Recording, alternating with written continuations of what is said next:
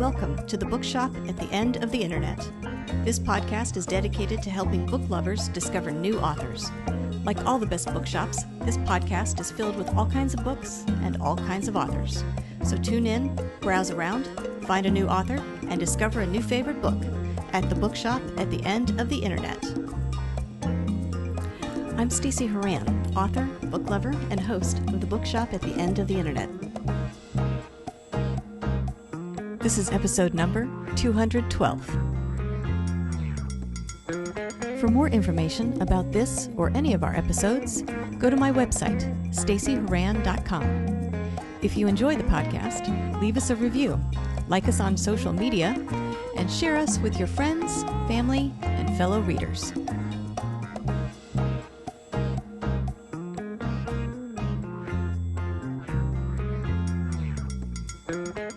In today's episode of The Bookshop at the End of the Internet, I'm chatting with author Liz Alterman about her new book, The Perfect Neighborhood.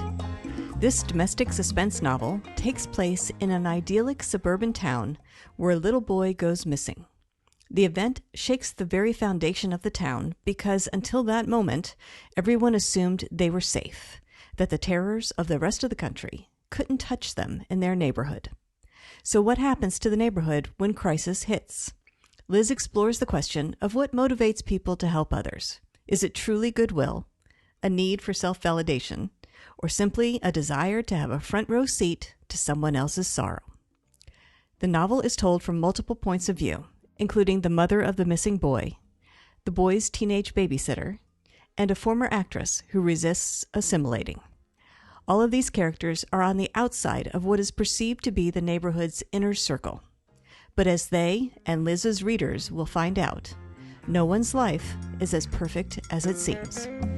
In this episode, I'll chat with Liz about her writing journey, a couple of her other books, including a young adult thriller and a memoir, and why she enjoys writing in different genres, as well as a few other things coming up.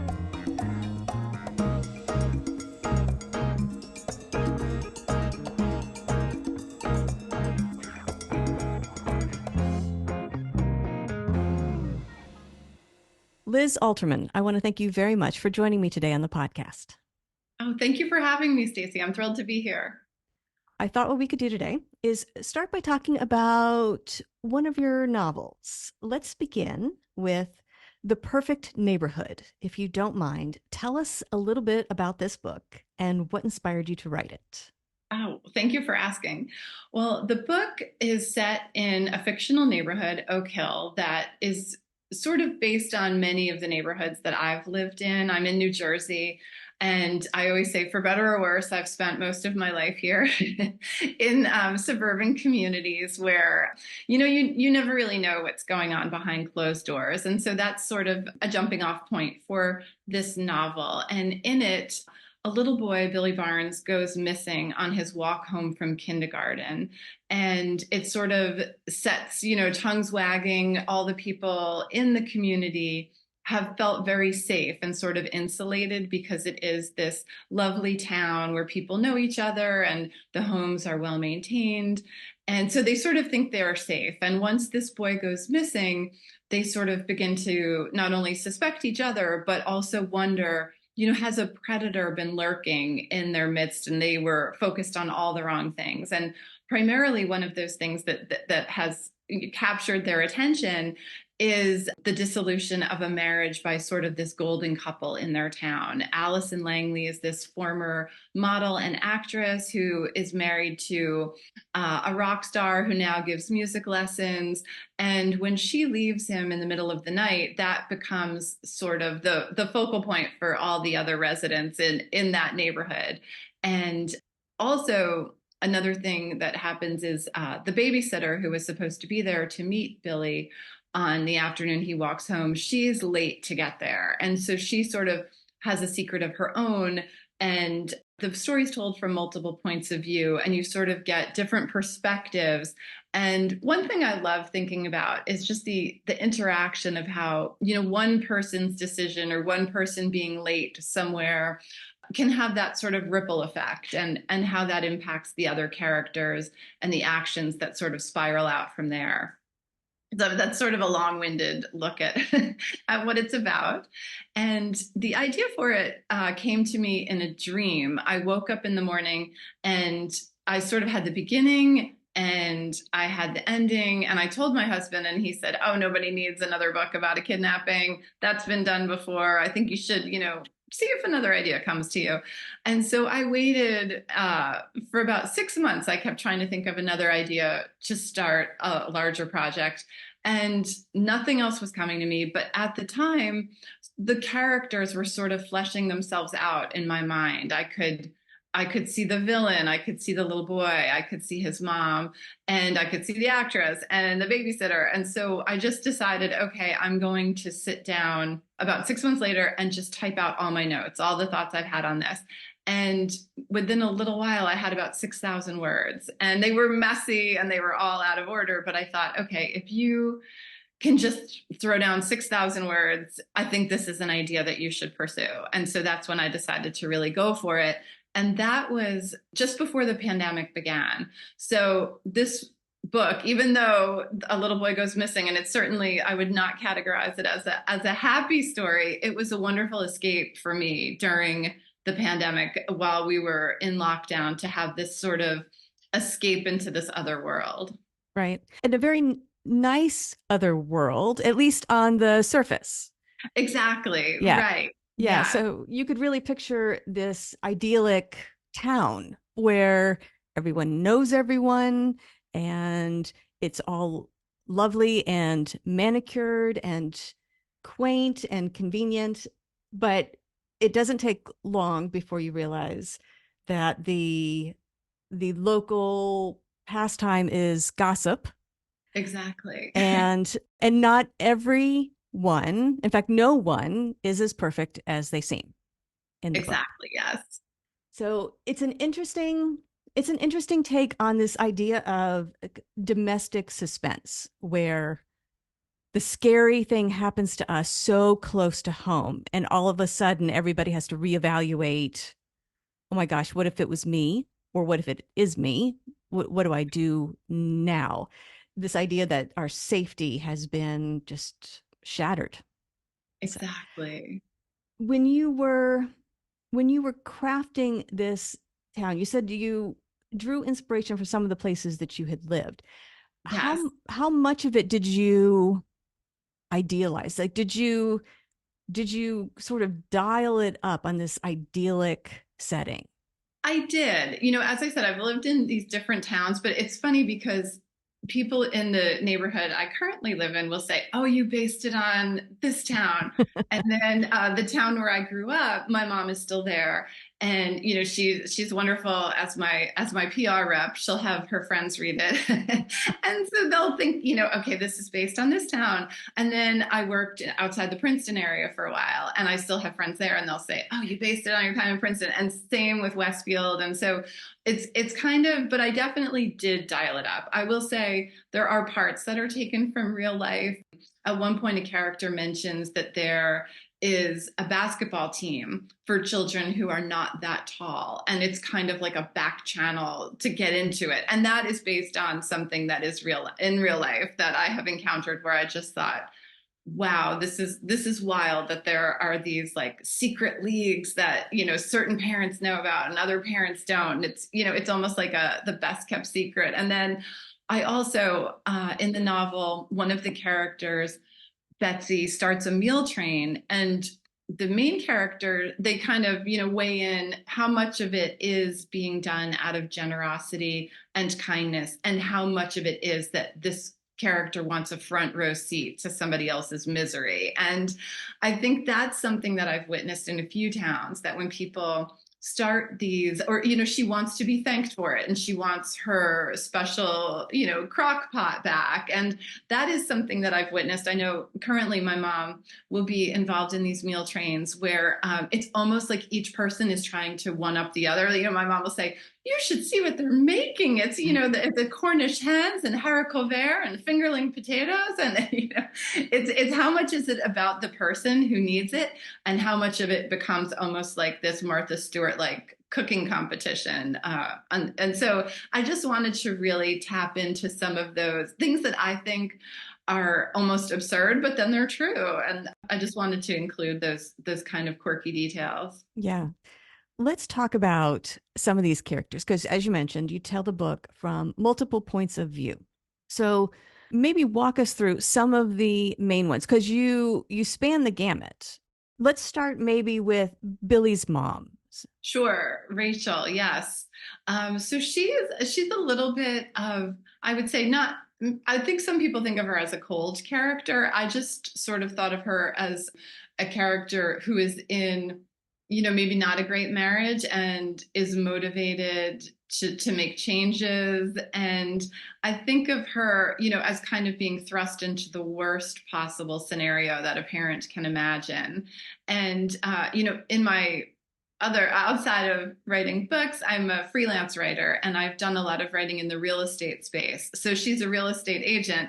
And I tried to draw on just some of the writing that I've done to round out her character. And as she slowly becomes undone by her son going missing, it's like you kind of see how she's losing it in her career, but then she's also got this side hustle trying to flip houses and how that impacts where her story is going. So she was definitely interesting. And, I of course felt for her as the mother of the missing boy, but it was fun to kind of stay in her head. And because her life is really complicated, her stepson, his behavior is definitely questionable, and her marriage, she knows it's not going well, but she sort of now questions the extent of just how bad it is. As you said, she's in a situation that some of the others might not be. Her marriage is visibly not as good as Right. some of the others. Whether the others' marriages are as good or not, it's not as obvious. Right. Everyone knows. Yes. And she's in that very awkward position where people realize, they can tell, they can see that she is different from them. She's in a different position. So she is within the group and yet outside it as well. Absolutely. Right. And definitely too, this is a town where a lot of the other moms aren't working. They're there to pick up their kids on the sidewalk when school lets out, or they're organizing these, lavish play dates and strengthening their children's friendships. And again, that's another area where she feels like an outsider because she's gone back to work. Right. And another outsider is the babysitter. Yes.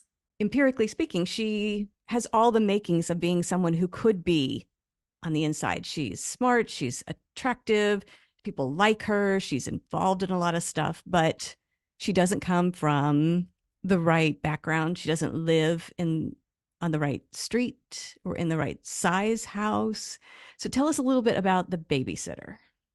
Oh, thank you. She was fun to write too. And, I spent a lot of time babysitting in my youth, and it's fun. There's an audiobook for this, and Gail Shallen, who voices Cassidy, the narrator, when she accepted the part in the audiobook, she reached out to me and she said, "Oh, I babysat as a teen and I'm really excited to voice this character." So it was fun to kind of travel back in time to, she is, as opposed to the other characters who are a bit more jaded now from their life experience, I think she is, starts off and she's thrust into this new sort of relationship without spoiling anything. And she's excited and falling in love. And then, things take some horrible turns for her. And, she's just kind of desperate and flailing, and she and her mom have been close all along, but it's almost like because she has this secret that she's carrying, she can't necessarily confide in the mom the way she's been used to, and so she leans on her best friend a lot.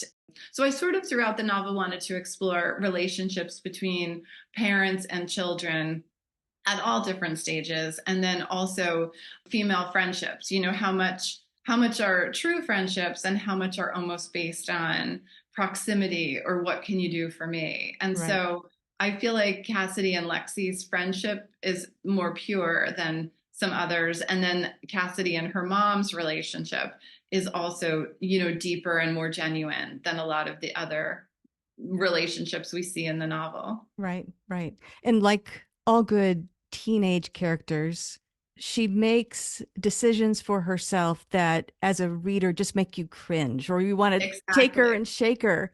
Don't do Yeah. that. Yes, exactly. Exactly. And I feel like it's funny because I know we're going to talk about my young adult novel, He'll Be Waiting, in a little bit, but that has a teenage main character. And that was a lot of feedback I got, oh, she's making these bad choices. And it's funny, but I'll say, like, okay, was I the only teenager making bad choices? No, no, we all were. We just choose Right. to forget that part. Right. And then I'll say too, if your characters are making good choices, you probably don't have you're going to lose your reader's interest. Right, You have to have them making these bad decisions to sort of keep the story going. right, right. Well, I want to talk about one last character in The Perfect Neighborhood, and that is the actress. Again, another member of the community that sits on the outside of that kind of inner circle, someone who has never really been invited in. Again, looking at her, you would think she would be a prime candidate to be welcomed into that circle, but she isn't. So tell us a little bit about her. Oh, thank you. Yes, I think she necessarily wasn't 100% ready to move to Oak Hill, but it's her husband who sort of is ready to reinvent himself there and, put down roots and give these music lessons and maybe start a family.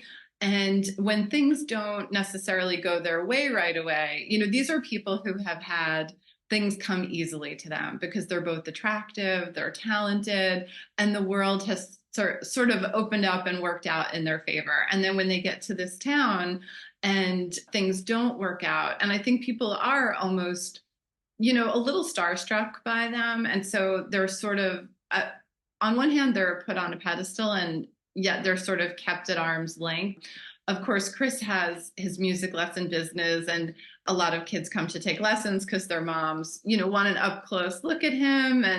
But Allison, I think, sort of feels like she never fit in. They left Brooklyn to move there. And I think she's also kind of trying to figure out, she's done some commercials, but she hasn't necessarily gotten any big roles in a while. And so when she leaves the town, I think it's because she feels like, where do I fit in? And she almost needs some time to figure that out and what her next role is really going to be. And that's not something she can do under the microscope of this neighborhood. Exactly. Yes, that's a great way to put it.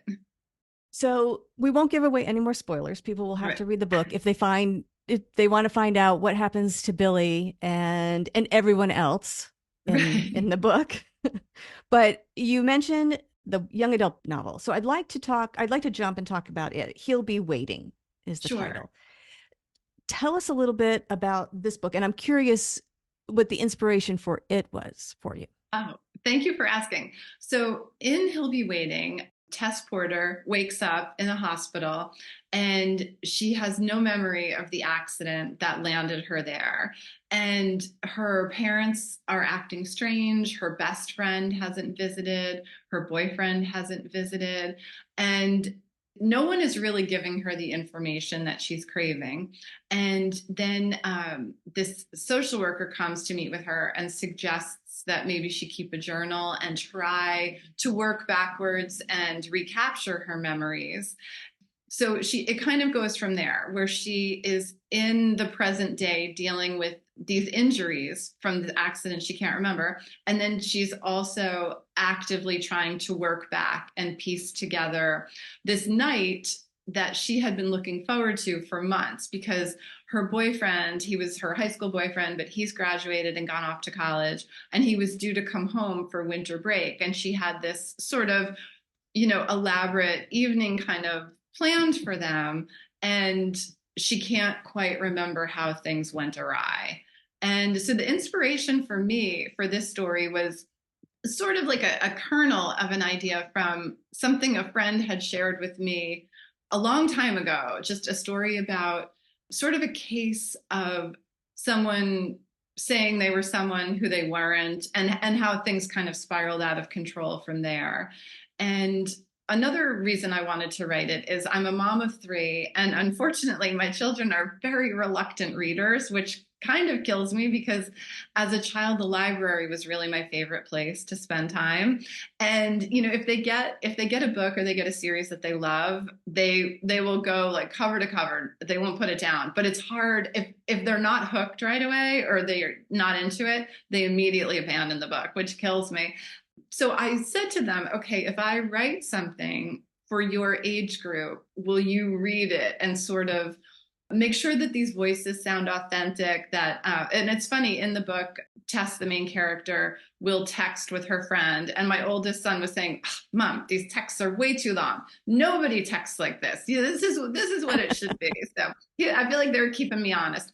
But my middle son is a very reluctant reader. I would give him a chapter and then he would finish it and he would go, okay, do you have more? What happens next? And so they kept me going. And then around the same time after I had started it and kind of outlining it, I had applied for this writing retreat in Italy, and I was accepted. They said, if you want to come, send us 50 pages of your manuscript and a full synopsis. So the synopsis, just for any listeners who might not know, that really takes you from start to finish in the novel. You're giving away the spoilers, you're giving away the entire plot, and you're not really doing it in flowery language. It's almost told like, and this happens, and this happens, and this happens, so that somebody can see sort of the full trajectory of your book. So I thought, wow, I really want to go to Italy. I really want to have this experience. So I've got to get these 50 pages written, and I have to get this synopsis done.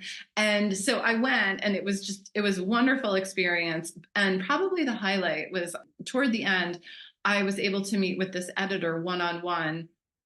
And he had the synopsis and he was saying, I really like what you're doing here, but what about if you think about this ending, or think about, he was saying, because this is a young adult novel, you're going to have readers who are going to want almost, let's say, a more graceful or a more hopeful ending for your characters. And so even though he and I only spoke for about 30 minutes, I almost want to reach out to him with every other thing I write, because I felt like he was able to open my mind to new possibilities that I hadn't thought of.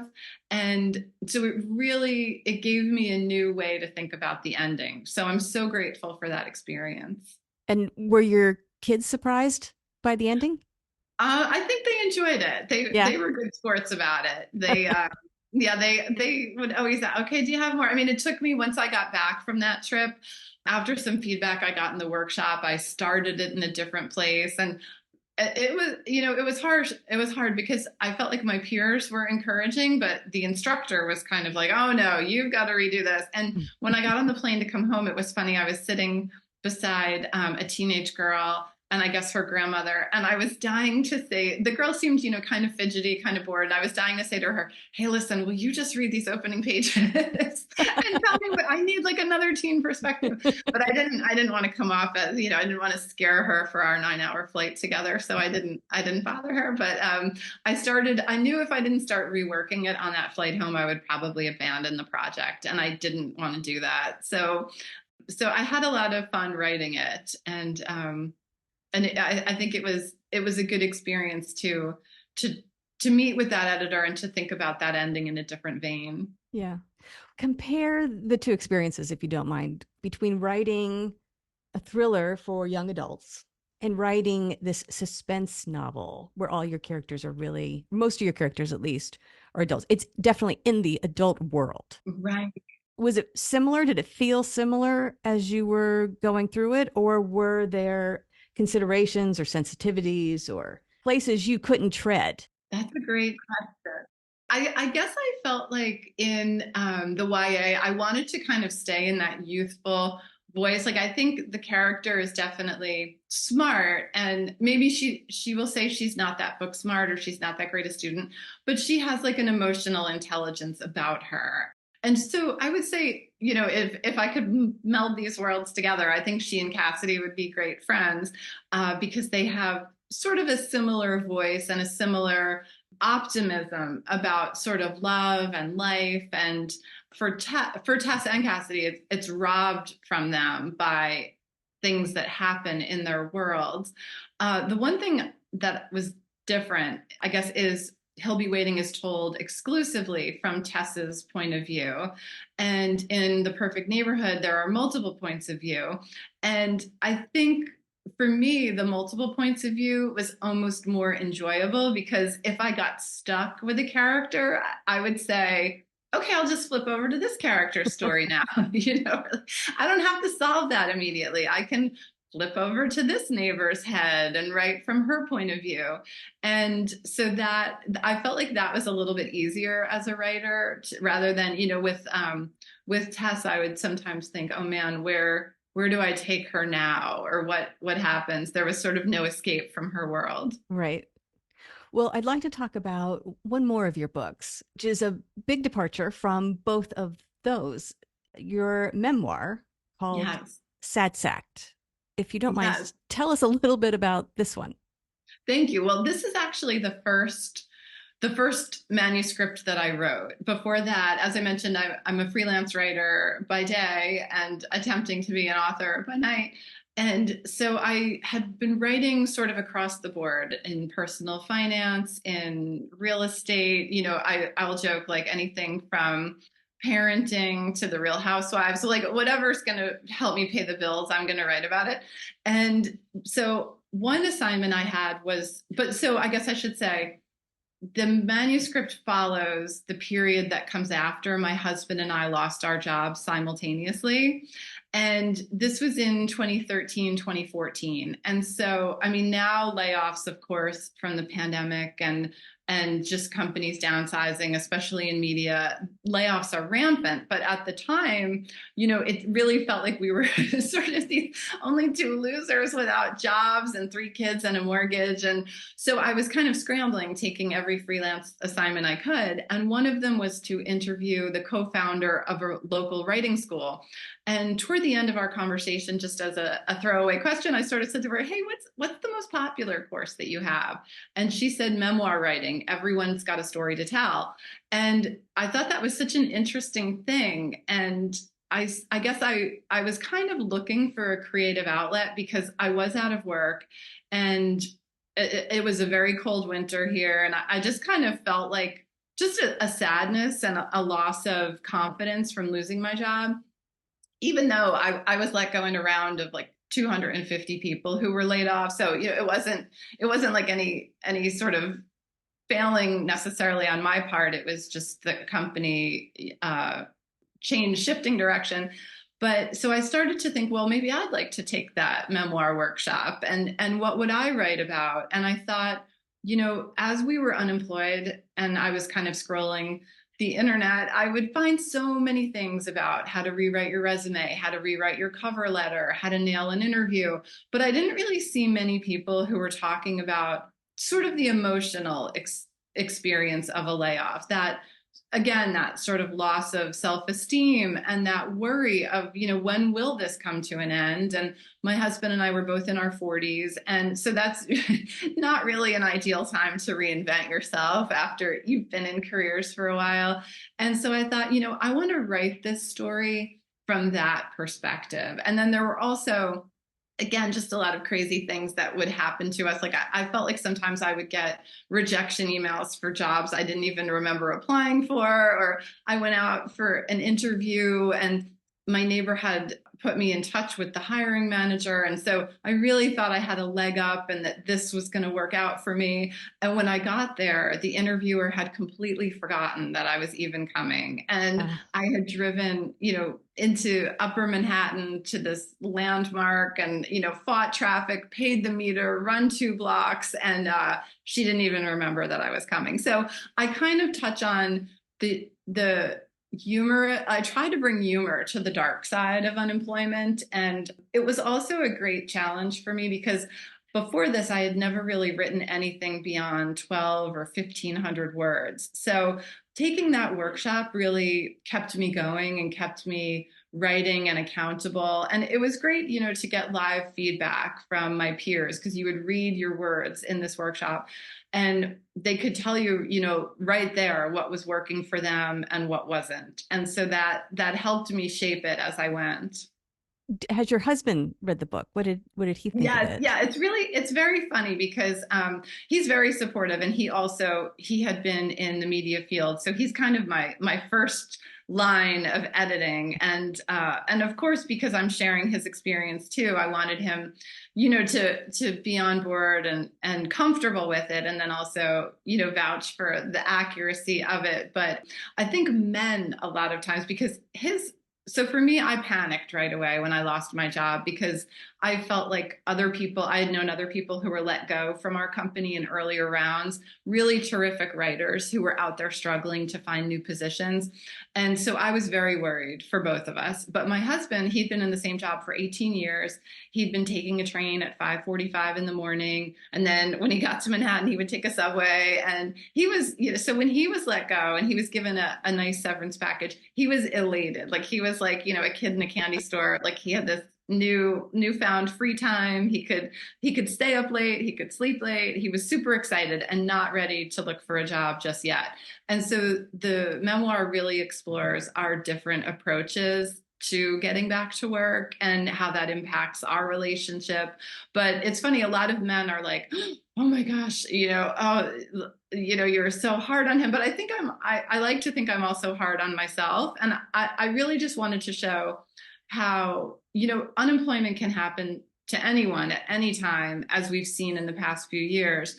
But at the same time, it feels very personal. And I wanted to show how it really does impact almost every other aspect of your life. Like you really start to question your worth and when will this come to an end, and what's wrong with me, especially as those emails came in, like we've decided to go with another candidate after 4 rounds of interviews. Like it just really is soul crushing.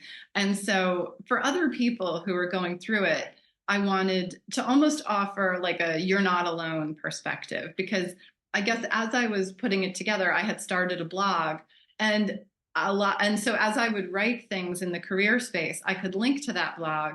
And I started getting emails from people who would say, I was laid off today and your blog made me feel less alone. Or I've been out of work for 3 months and I don't know what I'm doing wrong.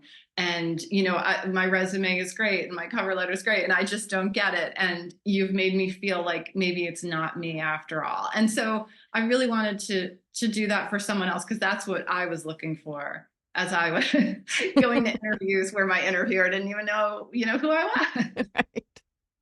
Well, again, that's very different from the other ones you wrote. I'm curious, now that you've got these books and you've covered wide range of subject matter and genre and audience, do you have a favorite? Is there a sort of a favorite that's emerging, or is the idea that you keep dabbling in trying these different genres and that's what's exciting for you? I think that is what's exciting for me. I know that that's probably not popular. I know you're supposed to sort of brand yourself and stay in a lane, but I feel like if you're going to spend, 70 to 90,000 words telling a story, you have to really have a passion for it and want to tell that story, because especially even when you're done, you're going to have to revise and reread and reread again and then promote it and be excited to talk about it. So I just want to be guided by what motivates me. And I will say, after writing the memoir, I was very excited to dive into fiction, because I felt like anything can happen. It doesn't have to be tied to real life. So that was fun. But I will say I have another suspense novel coming out in August called The House on Cold Creek Lane. And then I'm trying to revise another suspense novel that I feel like needs a bit of work, but I like the story and I'm committed to hopefully getting it out into the world. But I do feel like now, okay, maybe that's enough, enough suspense, enough trying to, because it becomes like a puzzle, have I planted the seeds? And when the ending as the author, I often worry, okay, am I making it too obvious or am I making it too obscure? Like you want readers to be satisfied to say, okay, that makes sense. That twist didn't come out of the blue, but then also, okay, I don't want them to say, all right, I knew the twist on page 10. So right. I'm kind of over the puzzle of it now. It's just, right. I almost want to give my brain a break, but I don't know what that would be. Do you have other goals at this point for other than finishing these books that are in progress? Do you have other goals as a writer, the things that you think you might want to do? Well, I do. I have this like sort of holy grail that I hold out there. I would love to place a humor piece in the New Yorker Shouts and Murmurs, and I'm getting quite a file of rejections. So I keep trying, but I do. I love to write humor, and I've been fortunate to publish on other humor sites, but I feel like that is my elusive, my white whale that every New Year's Day I say, all right, this is the year I put something in there, and not yet, but No. Well, maybe a collection of everything that you've written so far. that would be great. Yes, I could put together all the almost made it. Right. You could title it something like that, like So Close, or Right. That would be fun. Well, if people want to learn more about you and your books, things you have going on, new releases, that sort of thing, where should they go to find you and that information? Oh, thanks for asking. My website is lizalterman.com, and I try to update it frequently. I do some events in the community. This weekend, I'm going to be at I guess this will air afterwards, but so I shouldn't bring that up, but I do some query letter presentations, and I'm putting together another one on where to begin your memoir, or how to begin, or you're ready to write a memoir. Here's how to get started and how to think about that. I'm hoping that with the release of my book in August, I hope to hit some bookstores. And I'm always happy to pop into a book club. If someone lives in New Jersey, I'd love to come in person. I like to joke, I'm going to try not to eat all your cheese, but no guarantees. And then I'm also happy to pop in virtually if someone, reads a book and would like to share it with their book club. So they can reach me at lizalterman.com, and I'm also Liz Alterman on Instagram and X. And if people want to purchase a copy of The Perfect Neighborhood, He'll Be Waiting, Sad Sacked, where can they go to buy them? Oh, I guess hopefully anywhere books are sold. I try to direct people to bookshop.org, and then they can support their local bookstore. But they're also available, of course, on Amazon. Or if somebody wants a personalized copy to buy as a gift, they can reach out directly, and I'm happy to, sign it and personalize it and mail it to them. I'm trying to compete with Amazon, so I'm not going to charge any shipping. So. Free shipping and a bookmark. I'll include a bookmark if they're interested. Sold. Okay. Great. Well, Liz, I want to thank you very much for coming on the podcast, and I want to wish you luck with all of these books, as well as the new one you're releasing in August. We'll look forward to that. So congratulations on everything you've accomplished so far, and best of luck with the rest of your writing journey. Oh, thank you, Stacey. It's been such a pleasure to chat with you. Thank you for making the time for me. The Bookshop at the End of the Internet is a podcast dedicated to helping book lovers discover new authors. Like any good bookshop, this podcast features a wide variety of books by the equally varied and interesting authors who felt compelled to write them. This podcast gives you a chance to meet these wonderful writers and discover your next must-read book. Listen to the authors describe their books and tell you their stories in their own words. My interviews feature books from all genres and authors from all walks of life, including those who are indie published, as well as those published by small presses and large publishing houses. Looking for unique, not so easy to find books for yourself, a friend, or a book club? Tune into this podcast and find your newest favorite author, or maybe a soon-to-be bestseller. This podcast, like all the best bookshops, is filled with all kinds of books and all kinds of authors. Tune in, browse around, find a new author, and discover a new favorite book. You never know what treasures you might find in the Bookshop at the End of the Internet.